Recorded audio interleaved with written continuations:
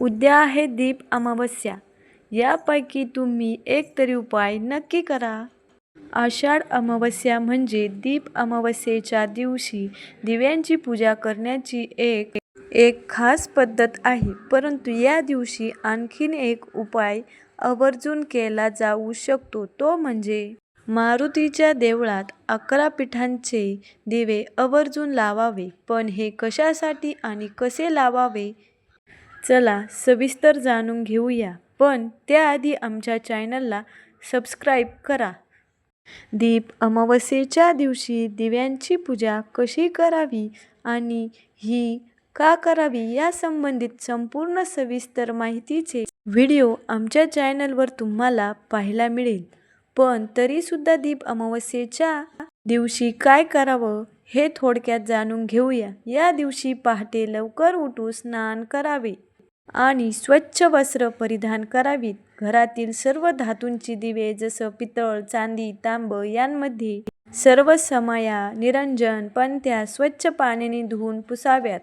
गरम पाण्याचा वापर केल्यास दिवे चकचकीत होतात असं म्हणतात. त्यानंतर देवासमोर किंवा स्वच्छ जागी लाकडी पाटावर किंवा चौरंगावर हे दिवे स्वच्छ ठेवावे. पाटावर स्वच्छ लाल किंवा रेशमी वस्त्र अंथरावे आणि त्याभोवती रांगोळी काढावी. स्वच्छ केलेले दिवे या पाटावर मांडावेत आणि त्यांची पूजा करावी.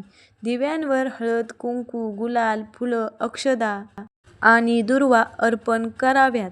कणकेच्या किंवा मातीचे गोड उकडलेले दिवे सुद्धा बनवले जातात. कणकेच्या दिव्यांमध्ये तूप आणि वात घालून ते प्रज्वलित करावे. पूजेसाठी गोड नैवेद्य करावा, ज्यात पुरण, खीर, दूध, साखर अर्पण करावे. त्यानंतर दिव्यांच्या विशेष मंत्रांचा जप करावा आणि आपल्या मनोकामना पूर्तीसाठी प्रार्थना करावी. कणकेच्या प्रज्वलित दिव्याने घरातील लहान मुलांचं औक्षण करावं.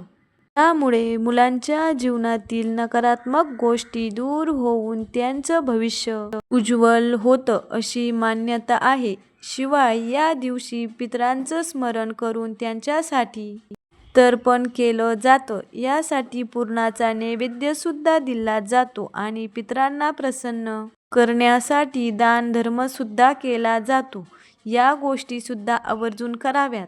संध्याकाळी सर्व दिवे प्रज्वलित करून शुभम करोति कल्याणम ही प्रार्थना म्हणावी.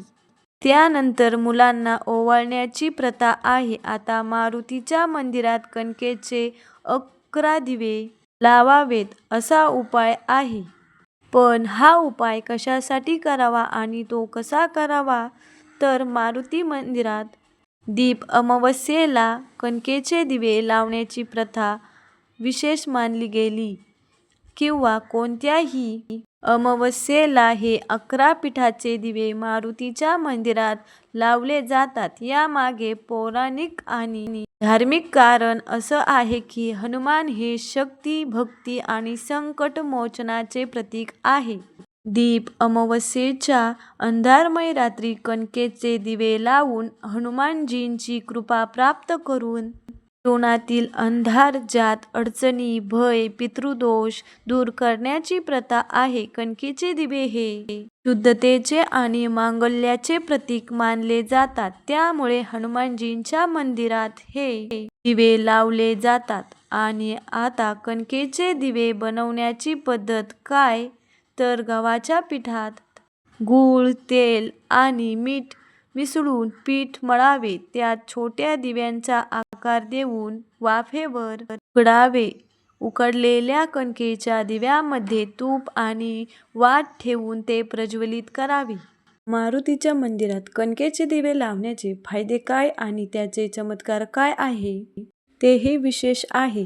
तर हनुमानजींच्या मंदिरात कणकेचे दिवे लावल्याने जीवनातील संकट, भय आणि शत्रूंचा त्रास दूर होतो अशी मान्यता आहे. शिवाय कणकेच्या दिव्यांचे दान आणि पूजन केल्याने पितृदोष कमी होऊन पितरांचा आशीर्वाद मिळतो.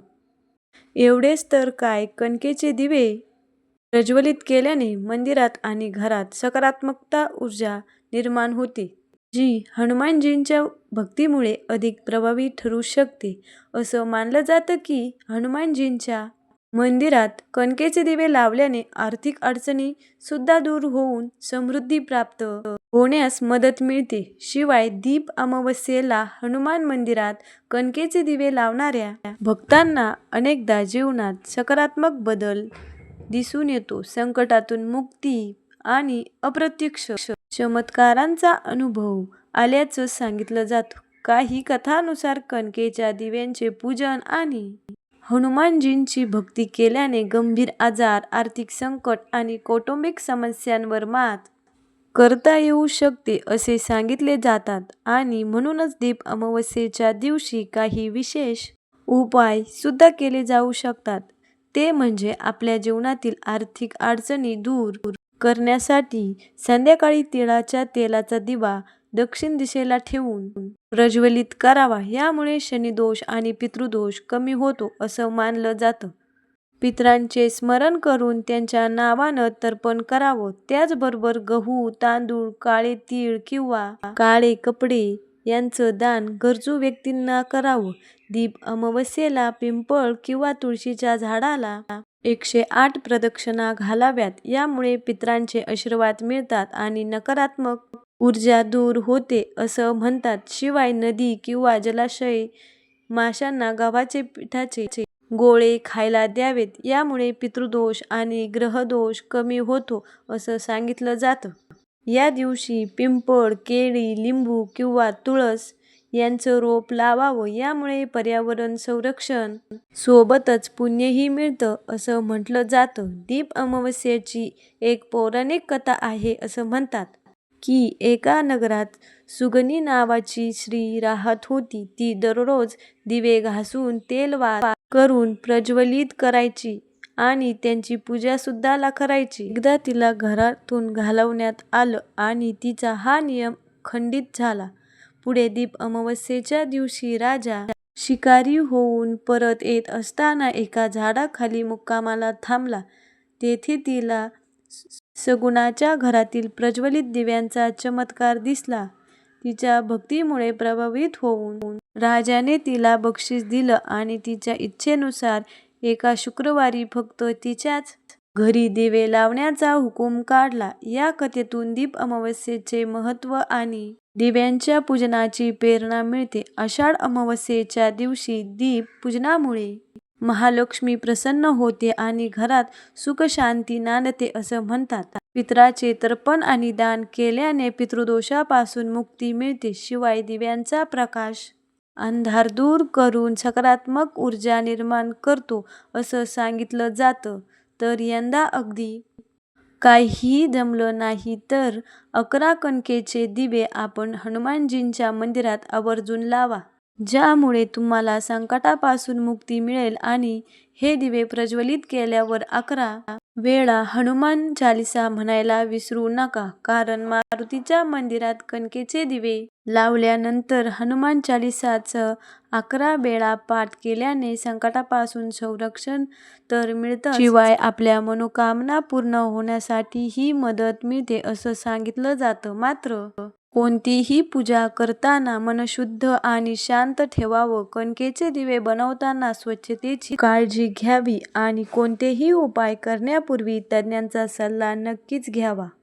तर दीप अमावस्या हा सण प्रकाश, समृद्धी आणि भक्तींचा संगम आहे. या दिवशी दिव्यांचे पूजन, पितरांचे स्मरण आणि हनुमानजींच्या कणकेचे दिवे लावण्याची प्रथा पाळून आपणही जीवनातील अडचणी दूर करू शकता. या विधीचे पालन करून आपण सकारात्मक ऊर्जा, सुख आणि समृद्धी प्राप्त नक्कीच करू शकता. तर मंडळी, तुम्ही सुद्धा आषाढ अमावस्येला किंवा दीप अमावस्येला अशा प्रकारे काही उपाय करता की का आणि त्यांचे तुम्हाला काय चमत्कारिक लाभ जाणवलेत कमेंट करून नक्की सांगा. अशाच प्रकारच्या माहितीपूर्ण व्हिडिओसाठी राजवीर डेली वेब्स चॅनलला नक्की सबस्क्राईब करा आणि बेल आयकॉनलाही क्लिक करा. म्हणजे आमच्या नवीन नवीन व्हिडिओचे नोटिफिकेशन तुम्हाला मिळत राहील. लाईक करा, शेअर करा, सबस्क्राईब करा. धन्यवाद.